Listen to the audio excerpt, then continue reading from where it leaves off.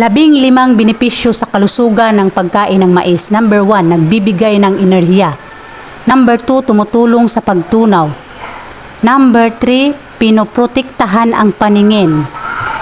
Number 4, pinalalakas ang immune system. Number 5, pinapatibay ang mga buto. Number 6, pinapababa ang blood pressure.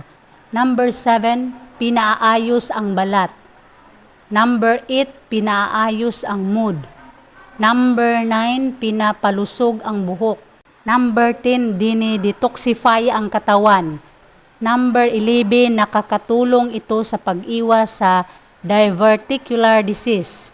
Number 12, nakakatulong ito sa pag-iwas sa anemia. Number 13, nagbibigay ito ng gluten-free na dieta. Number 14, nakakatulong ito sa pag-iwas sa cancer. Number 15, nakakatulong ito sa pagbaba ng timbang. Ang mais ay isa sa pinaka-popular na butil sa buong mundo. Ito ay mayaman sa mga bitamina, mineral, protina, hibla at antioxidants na maaaring magbigay ng maraming benepisyo sa kalusugan. Ang mais ay mabuti para sa mga mata, bituka, puso at dugo.